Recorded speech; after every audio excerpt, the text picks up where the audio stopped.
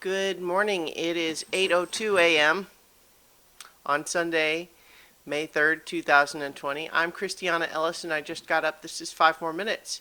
If you occasionally hear that, what that is my dog Rocket playing with a toy, shaking it around, which is probably better than him barking. So I'll leave it at that. So, because it is Sunday, I am continuing my rewatch of The Legend of Korra with episode 5, The Spirit of Competition, which I don't know that this one necessarily needs to be a long video, because this episode is, I was listening to the commentary on the Blu-rays, and honestly, they admit that this is about as close as they get to a filler episode. And yeah, I think it sets some important character dynamics, but it's also true that it doesn't take a long time to basically talk through that, without just essentially relaying beat by beat every line of dialogue that happens.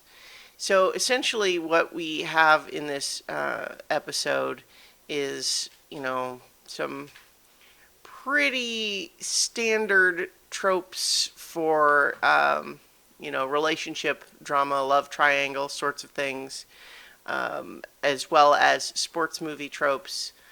All of those are pretty straightforward in this episode without really a lot of reinvention, which isn't to say that they aren't well executed, just that there's not really anything else there. Like, that's kind of all that's happening in this one, which is fine. But also, like I said, it's not, like, the episode isn't bad. It just is not the best example of why this show is so special. But so essentially what we're dealing with here is, it's technically not even a love triangle, but there's four, right? Because we have Asami, who loves MaCo. Korra also likes MaCo. Bolin likes Korra. Bolin and MaCo are brothers, right? So it's kind of, there's, some messiness there. And then that's all overlaid with, of course, the story of the Fire Ferrets entering the pro bending tournament. And so we begin showing they're all practicing together, they're having fun together, they're getting really good together as a team. But there's some great facial expressions in this episode. Like, there's a whole bit where they go into a huddle, and there's a bit where Korra notices Bolin kind of leering at her, and she kind of turns away from that a little bit to leer at MaCo, who is then looking a little confused. But they're all having fun. They're just hanging out. But then we see Asami come up, where Korra is clearly annoyed at her presence because she's the competition, right? So, spirit of competition. So there's, when MaCo goes off with Asami, Bolin has his first halfway attempt at starting to ask Korra out, but she makes the excuse of going back to Air Temple Island. So here's where we have, let's talk about it from, each character's point of view, right? So for Korra, she's never really dealt with these feelings before, which makes sense because she kind of grew up in an unusual circumstance. And so she's really stuck on what to do, which is probably why, to begin with, she asks children for help. Technically, she doesn't do it unprompted. She's airbending, or she's just doing chores, I think, with Jinora and Iki, Tenzin's daughters. And they ask her, I guess, if she's still mooning about the cute firebender boy. And so she asks their advice, and they give the advice of children, which is, Jinora says, "Oh, I read this beautiful romance book about a woman whose love was denied, and so she burned down a whole country with a dragon and then jumped into a volcano." And then Iki's suggestion is to make a love potion with rainbows and sunsets. And so, obviously, neither of those especially helpful. And then Pema, Tenzin's wife, gives the advice of it was too painful. First of all, she shares that she had been in a similar situation with Tenzin back in the day. And it's interesting because I don't think the show has confirmed yet that the other woman in that case was Lin Beifong, the police chief. So I think that comes back in at some point. But in any event, her advice was, I was in a similar situation, and basically what I had to do is I decided I couldn't live in that unknown, and so I had to confess my feelings, and for me, it worked. And here we are, we're together. And so, generally speaking, I think that is probably good advice, right? It's to confess the feelings, but it's also context sensitive because they are also in the middle of this pro bending tournament. So it's possible that the best advice might have been see if you can hold it together until the tournament's over, one way or the other, and then confess your feelings, because otherwise it might cause a distraction that interferes with one of the other things that you're trying to make a priority. So, yeah. Honestly, though, that's something that's a piece of advice that Pema doesn't really share, probably because she doesn't necessarily process the pro-bending aspect of it. That's not something she sees as important as Korra does. As important, Anyway, you know what I mean. Meanwhile, so when Korra does profess her love early, after a successful, it's unclear how many rounds there are in this tournament because, so I guess it's not quarterfinals, it's before quarterfinals, octofinals. After a successful match, when MaCo says something about they're really connecting, that's when Korra says, I think we belong together. And again, the animators are due a lot of credit for some amazing facial expressions in this whole scene, right? And so, basically, for Korra, from her perspective, MaCo says, I'm sorry, I'm not actually interested. And she's really embarrassed and hurt. And then when Bolin comes in and he's just really nice and he's funny and she doesn't kind of really feel the same way, but he says some really nice things and maybe they could have fun. And she does feel like, that would feel good to have some fun. Maybe that's okay. And I think there's nothing wrong with that necessarily. I mean, it is a risk. Basically she and Bolin do have lots of fun, and then it's also through that scene, of course, that we introduce Tano, the leader of Tano,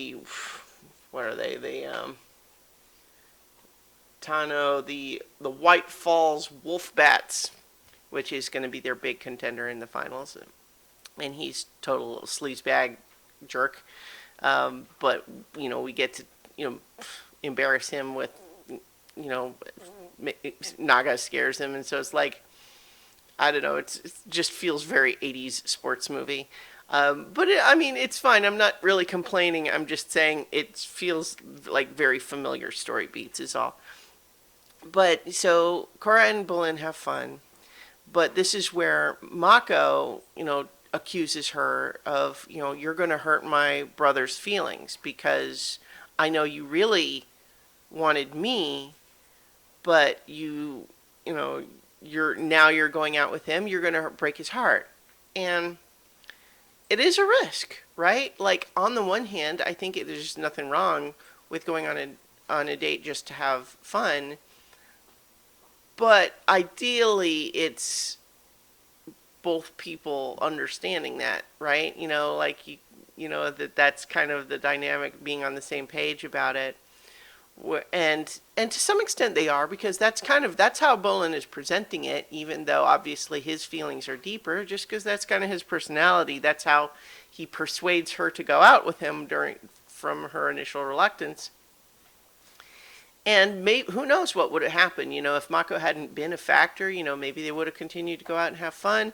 Maybe it would have stayed at that level. Maybe something else would have happened. We don't know, right? But in any event, she suspects, oh, you're just saying that because you're jealous. And so then they're both mad. So the next match, so I said I wasn't going to do this. I'm just repeating the entire plot line.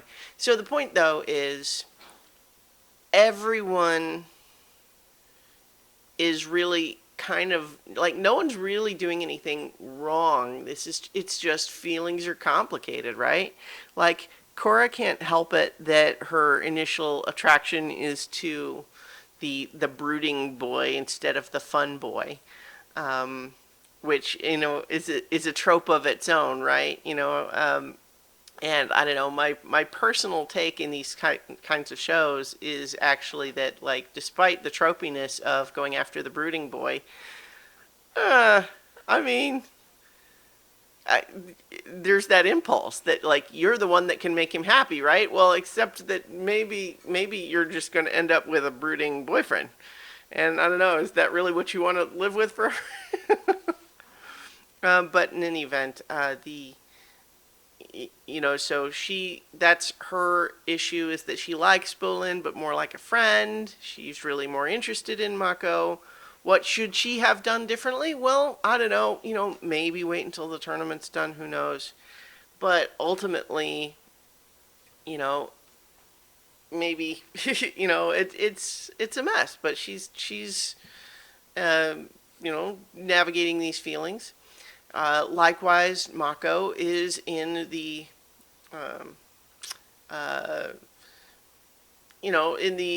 I was going to say unenviable position, but I mean, in some ways, having two different girls both want him and having feelings for both of them means that he probably does need to make a decision about that, but that it's complicated and he's not sure how to handle that either, especially given that he doesn't want to hurt either of them.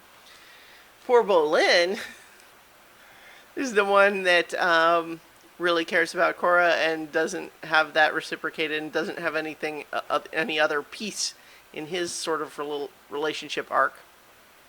And I will give this episode credit for an amazing sequence of when Bolin catches Korra and MaCo kissing and then goes full ugly cry and runs away. Plus the drunken noodles sequence, both are pretty great Bolin moments. I just, in the sense of, like, it's sad, we're sad for Bolin, but going full ugly cry instead of, so that I feel like is maybe the one moment in the episode that doesn't just feel like a very familiar trope, is instead of getting mad and having a shouting match with someone or anything, he just bursts into tears and runs away. And I don't know, I feel like that feels like Bolin. I like Bolin. But meanwhile, we also have Asami, who is mostly in this episode only, we don't really get much of her interiority. We mostly just have, she's in love with MaCo. And I think to the extent that we get any complexity there from her, it's just in maybe kind of sort of realizing that MaCo also has feelings for Korra, but she is hoping that there's a moment where she's leaning in to kiss him and notices him kind of looking after Korra and sort of turns his face back. But, does that just make her the angry girl in that meme? Yeah. Anyway, so lots of complicated feelings. Some pretty good matches with the pro bending, especially showing the difference from when, they're all playing together in sync versus when they're starting to fight versus when they're full on melting down. And yet, obviously, the plot needs them to get to the finals. And so they kind of come out with a way that, like, okay, well, there's a tie in that first match that Bolin is able to break the tiebreaker because, he's the only one of the three that isn't, that isn't messed up at that moment.